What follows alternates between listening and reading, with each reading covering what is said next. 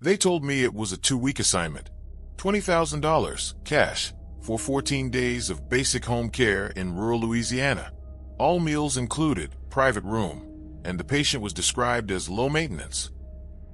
I should have known that anything paying that much had a catch. I just didn't realize the catch was that I'd never really leave.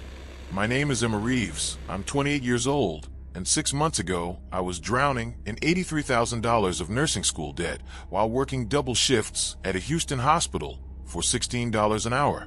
My boyfriend, ex-boyfriend now, had just left me because, in his words, "You're married to your job, Em. There's nothing left for us." He wasn't wrong. Between the debt, the exhaustion, and the slowly growing realization that I'd spent 6 years training for a career that was burning me out before I turned 30, there wasn't much left of me for anyone else. That's why when the email came through the private nursing agency I'd signed up with, I didn't ask enough questions. The subject line read, "Urgent, 2-week home care assignment, $20,000, Louisiana." $20,000. That was nearly a quarter of my debt, gone in 2 weeks. I opened it before I'd even finished my morning coffee. If you like stories like this, like the video and subscribe to Dark Signal for more. The email was brief and professional. Elderly patient, female, age 92, requiring basic assistance with daily activities. The family preferred live-in care for the duration of the assignment. Room and board provided. The location was described as rural Louisiana, approximately 2 hours from Baton Rouge. I'd need to provide my own transportation to get there, but once I arrived, everything would be taken care of. The family name was Beaumont. The patient's name was Miss Delphine. I responded within an hour. By that evening, I had a contract in my inbox. I read through it quickly. Too quickly, I realize now. Standard liability waivers, confidentiality agreements, the usual legal language about providing care to the best of my ability. There was a section about house rules that I skimmed past, figuring it was just the family's preferences about smoking or guests or whatever. I signed electronically and sent it back. 3 days later, I was loading a duffel bag into my 10-year-old Honda and driving east toward Louisiana. The drive took longer than expected. Once I got off the main highway, the roads became increasingly rural, narrow two-lane paths cutting through dense walls of cypress and oak trees draped in Spanish moss. My GPS kept trying to reroute me, insisting there was no address where I was heading, but the physical directions the Beaumont family had sent were clear. Follow Highway 22 until you see the rusted sign for Evangeline Parish. Turn left onto the unmarked dirt road. Follow it for 3 miles until you reach the gate. I found the gate just as the sun was starting to set. It was wrought iron, elaborate, with the letter B worked into the design. It stood open, as if expecting me. Beyond it, a long driveway disappeared into a tunnel of overhanging trees. I drove through slowly, my tires crunching on the gravel. The house appeared suddenly, emerging from the green darkness like something from another era. It was a plantation-style mansion, white columns rising 2 stories to support a wide veranda that wrapped around the entire structure. The paint was peeling in places, and some of the shutters hung crooked, but there was a grandeur to it that took my breath away. This wasn't just a house. It was a monument to old Southern wealth, to a time when places like this ruled over thousands of acres of land. I parked in the circular drive and got out. The air was thick and humid, heavy with the scent of magnolia blossoms and something else, something earthy and slightly rotten, like the smell of a pond full of algae. Cicadas screamed from the trees. In the distance, I could hear water moving, probably one of the bayous that cut through this part of Louisiana, like veins. The front door opened before I could knock. A woman stood there, silhouetted against the warm light from inside. She was maybe 60, with steel gray hair pulled back in a severe bun, and a face that might have been beautiful once, but had hardened into something sharp and watchful. She wore a floral dress that looked homemade, and an apron dusted with flour. "You must be Emma," she said. Her voice had a thick Cajun accent, each word drawn out and musical. "We've been expecting you, Cher. I'm Corinne Beaumont. Come in, come in. You must be exhausted from the drive." I grabbed my duffel and followed her inside. The interior of the house was exactly what I'd expected from the outside. High ceilings, ornate crown molding, Antique furniture that probably cost more than my car. But there was also a sense of decay about it. The wallpaper was faded and peeling in the corners. The hardwood floors were scratched and dull. Everything smelled faintly of mildew and old wood. My husband Vincent is out checking the property, Corinne said as she led me through a long hallway lined with family portraits. And our son Rémy is in the barn. You'll meet them at supper. But first, let me show you to Miss Delphine. We climbed a curved staircase to the second floor. The hallway here was darker, lit only by a few scattered lamps that cast long shadows. Corinne stopped at a door near the end of the hall and knocked softly. Miss Delphine, your nurse has arrived.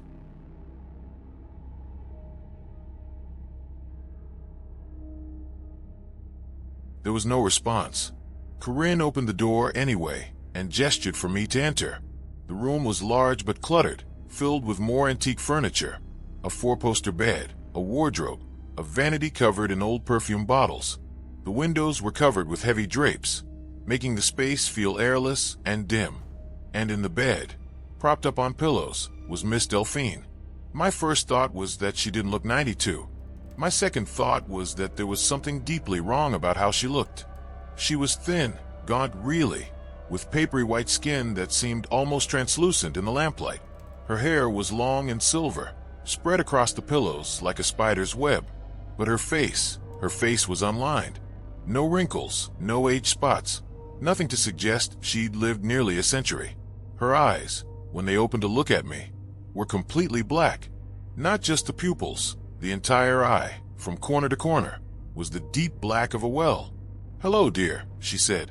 Her voice was a dry whisper, like wind through dead leaves. "How kind of you to come take care of old Delphine."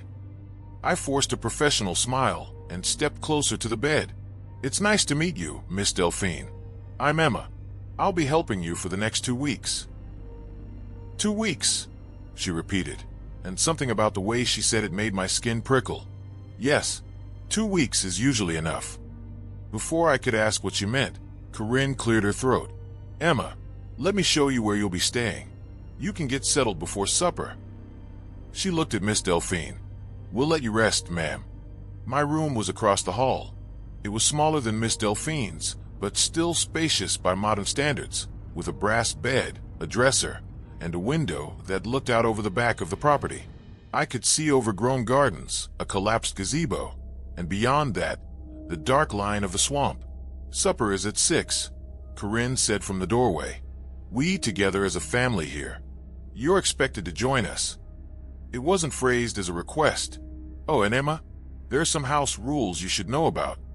She reached into her apron pocket and pulled out a laminated card, just like the one Patricia had given me at the diner. My stomach tightened as she handed it to me. "These rules are very important," Corinne said. Her eyes were intense. "You follow them. You'll have a peaceful 2 weeks. You break them." She trailed off, her expression darkening. "Just follow them, Cher." After she left, I looked down at the card. 7 rules, typed in an old-fashioned script. Never enter the root cellar beneath the kitchen. Eat every meal with the family.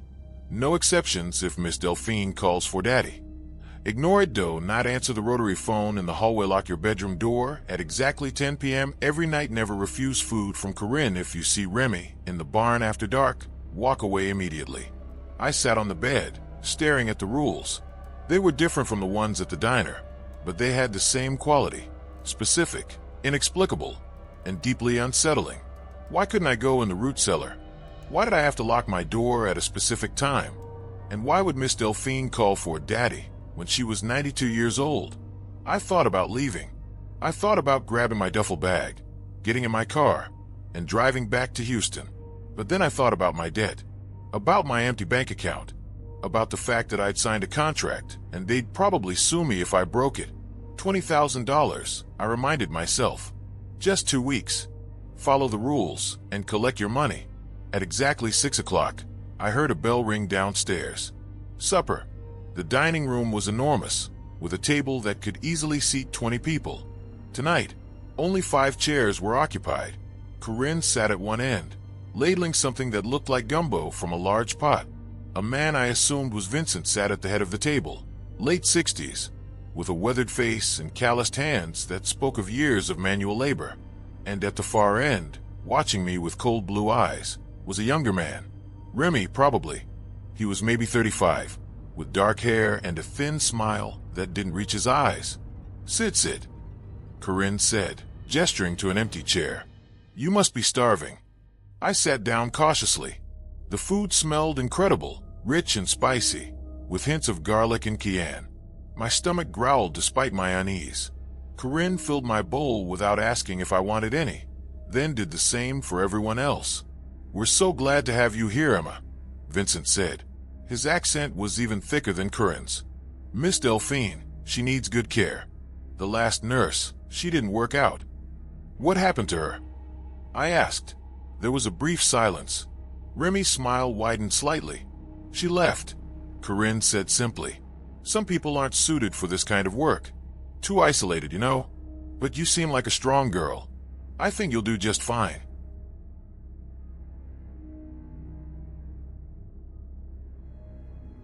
I picked up my spoon and took a bite of the gumbo. It was delicious, probably the best I'd ever had. But there was something in it, some flavor I couldn't quite identify. Something earthy and slightly bitter. What's in this? I asked. It's amazing. Family recipe, Corinne said. Been passed down for generations. You like it? It's incredible. Good. She smiled, but there was something predatory about it. You'll be eating a lot of it while you're here. The rest of the meal passed in uncomfortable small talk.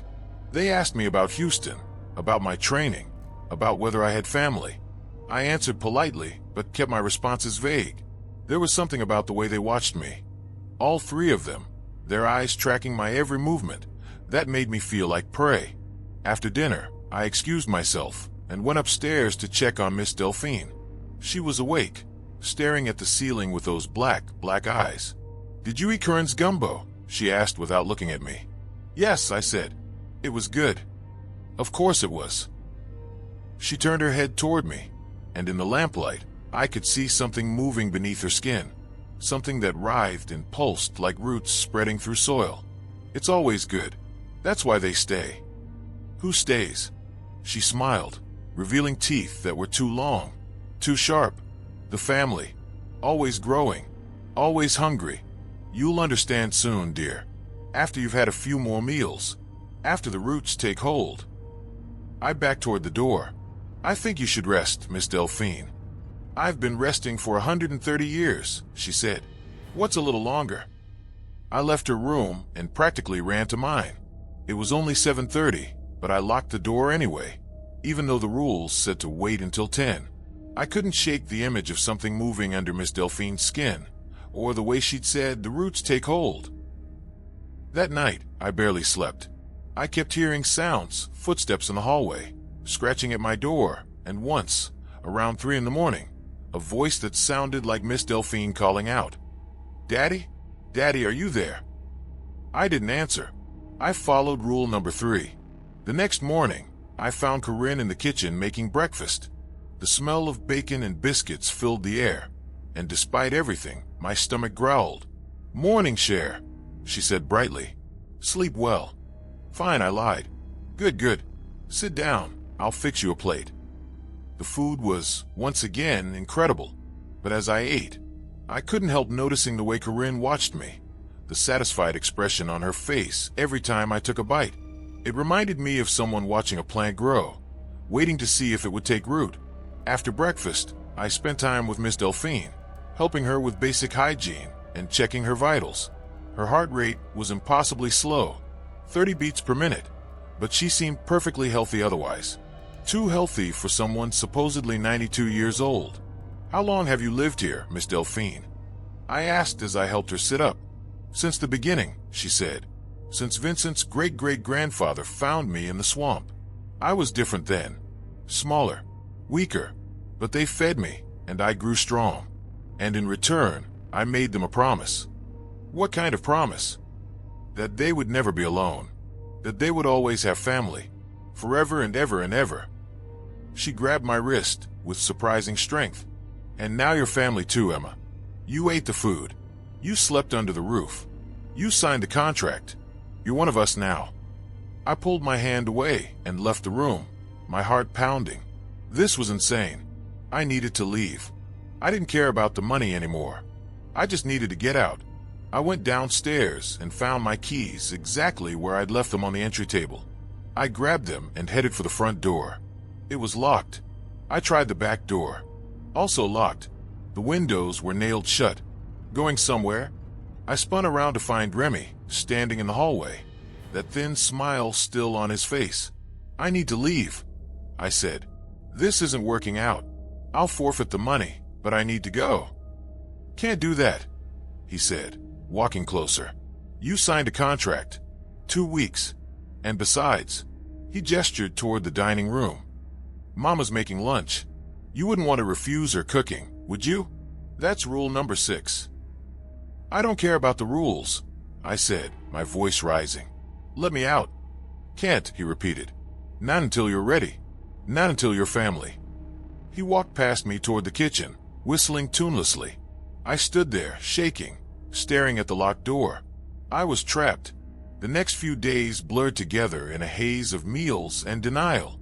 I tried everything I could think of to escape, breaking windows, picking locks, even attempting to climb down from my second-story window using bedsheets. Nothing worked. The windows wouldn't break, no matter how hard I hit them. The locks were solid, and when I tried to climb down, I'd gotten halfway before Rémy appeared in the yard below, just watching me with that unsettling smile. Careful now, he'd called up. Wouldn't want you to fall and hurt yourself. Mama would be awful upset if you missed supper. I climbed back up, but worse than being trapped was what I was starting to feel. After 5 days of eating Corinne's cooking, breakfast, lunch, and dinner, every single meal, something inside me was changing. I'd wake up in the morning, and my first thought wouldn't be, how do I escape? It would be, I wonder what Corinne is making for breakfast. I started to look forward to meals, started to enjoy the family dinners, the way Vincent would tell stories about the old days, the way Corinne would fuss over whether I'd had enough to eat. Even Rémy seemed less threatening and more like an older brother, teasing but protective. On the 7th day, I caught myself in the mirror and stopped cold. There was something wrong with my reflection. My skin looked different. Not sick exactly, but changed. When I looked closely, I could see thin, dark lines running just beneath the surface, like roots spreading through soil. I ran to the bathroom and threw up everything I'd eaten that day. As I knelt over the toilet, retching, I saw something in the water. Thin, black tendrils, like the roots of a plant. They'd been growing inside me. I was becoming like Miss Delphine. That night, I skipped dinner for the first time. I claimed I was sick, which wasn't exactly a lie, and locked myself in my room. Around 8 o'clock, there was a knock on my door. Emma. It was Corinne's voice, but there was an edge to it now. You need to eat, Cher. It's not good to skip meals. I'm not hungry, I called back. That's not how it works here. The doorknob rattled. You need to come down and eat with the family. No. The rattling stopped. There was a long silence then. Rules are rules, Emma. You signed the contract. You agreed to eat every meal with family. No exceptions. That's rule number 2. I don't care about the rules anymore. Another long silence. Then I heard footsteps walking away. I thought maybe I'd won. Maybe I called their bluff. I was wrong. Around midnight, I woke to the sound of scratching at my door. Not gentle scratching like someone trying to pick a lock. This was violent, furious, the sound of fingernails, or claws, tearing at wood. Then I heard Miss Delphine's voice, but it was different now. Deeper, older, inhuman. Daddy, Daddy, there's someone in the house who won't eat. Daddy, I'm hungry. Daddy, make her understand. The scratching grew louder. The door shook in its frame. Daddy's coming, Emma, Miss Delphine called out. He doesn't like it when the children misbehave. He doesn't like it when they waste the food. The food is special, Emma. The food is me. And when you eat it, I grow. When you eat it, you become part of the family. Forever. I backed away from the door, looking for anything I could use as a weapon. The scratching stopped suddenly. The house went completely silent. Then I heard something else. Something big, moving through the swamp outside. something that made the whole house shake with each step. Through my window, I could see the trees moving, being pushed aside by something massive making its way toward the plantation. "Daddy's home," Miss Delphine whispered from the other side of the door. "And he's so hungry." I don't know what possessed me in that moment. Maybe desperation, maybe the last shred of my rational mind asserting itself, but I unlocked my door and ran. Not toward the stairs, not toward an exit, but toward the one place I'd been explicitly told not to go. The root cellar. I found the entrance in the kitchen, a heavy wooden door with a padlock that broke when I hit it hard enough with a cast iron skillet. The stairs below were steep and dark, leading down into the earth. I could hear movement behind me, footsteps, something dragging, the sound of Corinne calling my name, but I didn't stop. I plunged into the darkness. The root cellar was exactly what I expected, and nothing like it at all. Yes, there were shelves lined with jars of preserved food. Yes, there were vegetables stored in bins. But there was also something else. Bodies, or what used to be bodies. They lined the walls, dozens of them, partially consumed by the same black roots that I'd seen under Miss Delphine's skin. Some were old, nothing but skeletons held together by the writhing vegetation. Others were newer. I recognized the uniform on one, a nurse's scrubs, just like mine. She'd been dead for maybe a month, and already the roots had spread through her entire body, turning her into something that was more plant than person. On each body was a small metal placard, like a plant marker in a garden. I stepped closer to read one. Patricia Morrison, private nurse, 1997, served the family for 3 weeks before becoming one with Miss Delphine. Another one, Jennifer Yu, home care assistant, 2003, joined the family after 2 weeks. Another, Sarah Chun, registered nurse, 1998, returned to us after 25 years, finally accepted her place. Sarah Chun, the name was familiar, and then I remembered she was the waitress from the diner, from my first assignment through the agency, the one who'd served me coffee that one night I'd stopped on the drive down here. She'd looked tired, defeated, like someone going through the motions of a life they didn't remember choosing. She'd been here before. She'd escaped somehow, but she'd come back. And if the dates were right, I realized with growing horror, she'd come back exactly when she was supposed to. 25 years later, just like the cycle, I backed away from the bodies, and that's when I saw it. At the far end of the cellar, growing out of the earth itself, was the source. Miss Delphine, or what Miss Delphine really was. It wasn't human. It had never been human. It was a massive fungal growth, spreading across the entire back wall of the cellar like some grotesque tree. The thing upstairs in the bed was just a part of it, an extension, like a flower on a stem. This was the real entity, the thing the Beaumont family had found in the swamp over a century ago. And it was covered in faces, dozens of them, maybe hundreds, pressing out from beneath the surface of the fungal mass. The faces of everyone who'd ever joined the family. They moved slowly, mouths opening and closing, eyes rolling in their sockets. One of them looked like me. I stared at my own face, preserved in the fungus, and realized the truth. I'd been here before. Not in this body, not in this lifetime, but some version of me had. The entity didn't just trap people. It collected them, stored them, and when it needed them again, it reached out across time and space to call them back. I'd answered that call. I'd applied for the job. I'd driven here. I'd signed the contract. I was always going to end up here.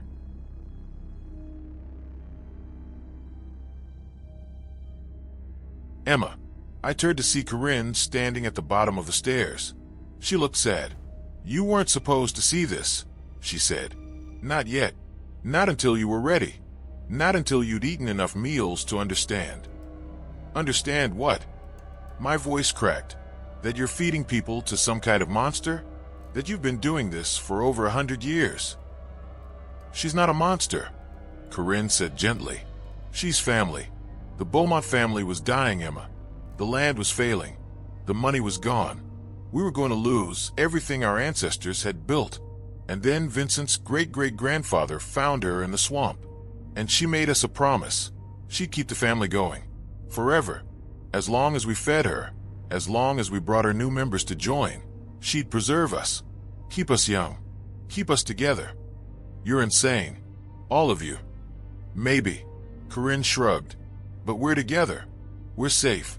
We'll never be alone, never be poor, never be forgotten. Can you say the same about your old life? You were drowning in debt, working yourself to death, with no one who cared if you lived or died. But here your family. Here you belong. She stepped closer. You've already eaten 7 meals. The roots are already growing inside you. In another week, they'll be fully integrated. You'll be one of us. And then, in 25 years, when the cycle comes around again, you'll feel the call. You'll come back, and you'll stay. No, I said, but my voice was weak, because part of me, the part that had been changed by 7 days of eating Corinne's cooking, was listening. You don't have to be alone anymore, Corinne said. You don't have to struggle. Just accept it. Join us. Be part of something eternal. Behind her, I could see Vincent and Rémy descending the stairs. They were smiling, welcoming. Welcome home, Emma, Vincent said. We've been waiting for you. And the thing that terrified me most in that moment was that part of me wanted to say yes. Part of me wanted to stop fighting, stop running, and just let go. Let the roots take hold. Let myself become part of family. Forever. I don't remember making the decision to run. One moment I was standing there, considering Corinne's offer, and the next I was shoving past her, sprinting up the stairs, through the kitchen, toward the front door. My hands shook as I grabbed the handle and pulled. This time it opened. I didn't question it. I ran out into the night, into the humid Louisiana air, toward my car. The keys were still in my pocket. I fumbled them out, jammed them in the ignition. The engine turned over on the first try. As I peeled out of the driveway, I looked back at the house. The Beaumont family stood on the porch, watching me go. They weren't chasing me. They weren't trying to stop me. They were just watching, waiting. In an upstairs window, I saw Miss Delphine, or the thing that looked like Miss Delphine. She raised one hand in a small wave. I drove through the night, not stopping until I hit the highway. Even then, I kept driving, putting as many miles as I could between myself and that plantation. I drove until the sun came up. I drove until I couldn't keep my eyes open anymore. When I finally stopped at a motel outside Baton Rouge, I checked into a room and slept for 18 hours straight. When I woke up, I immediately checked myself in the mirror. The dark lines under my skin were still there, but they seemed fainter. Maybe they were fading. Maybe I'd gotten out in time. I never collected the $20,000. The agency said the Beaumont family reported that I'd abandoned my post and therefore forfeited payment. I didn't argue. I just deleted my account and never went back to private nursing. That was 6 months ago. For the first few months, I thought I was okay. I thought I'd escaped. The lines under my skin faded completely. I started eating normal food again without feeling sick. I got a new job at a hospital in Austin, far from Louisiana. But lately, I've been having dreams. Dreams about the plantation, about Corinne's cooking, about the family sitting around the table, waiting for me to join them. And last week, I got an email. It was from a private nursing agency I'd never heard of. The subject line read, "Special Opportunity, Louisiana Home Care." I deleted it immediately, but 3 days later, I got another one, and then another. This morning, I got a phone call. I didn't recognize the number, but I answered anyway. Emma. The voice was warm, musical, with a thick Cajun accent. "It's Corinne, Cher. Just wanted to check in on you. See how you're doing. We miss you something terrible." I hung up, but she called back. And again. And again. I've blocked the number now, but I know it doesn't matter. The dreams are getting stronger. Last night, I dreamed I was back in the cellar, looking at all those faces in the fungal mass. And this time, I saw myself clearly. Not just my face, my whole body, preserved there, waiting. And there was a date on the placard. Emma Reeves, registered nurse, 2024, first cycle incomplete. Expected return, 2049.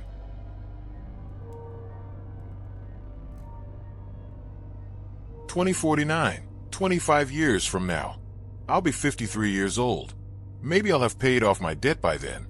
Maybe I'll have had a normal life, relationships, experiences. Or maybe I'll be exactly where I am now, alone, exhausted, struggling. And when that email comes, when that phone rings, when I see that job posting for a private nurse in rural Louisiana with impossibly good pay, I wonder if I'll be strong enough to say no. Or if part of me will remember the warm kitchen, the family dinners, the feeling of belonging to something eternal. My name is Emma Reeves. I'm 28 years old, and I spent 7 days at the Beaumont plantation in Louisiana. If you ever get a job offer for private nursing in rural Louisiana, especially one that pays too well for what it's asking, don't take it. Don't sign the contract. Don't eat the food. Because once you're family forever, and the family always calls you home. Sometimes, late at night, when I'm alone in my apartment, I can smell it. Corinne's gumbo, rich and spicy, with that earthy, bitter undertone. It makes my mouth water. It makes me hungry. I haven't eaten today. Maybe I should make something. Maybe I should call them back. Just to see how they're doing. Just to see if the offer still stands. No, I can't. I won't. But God help me. Part of me wants to. Part of me is already counting down the years until 2049.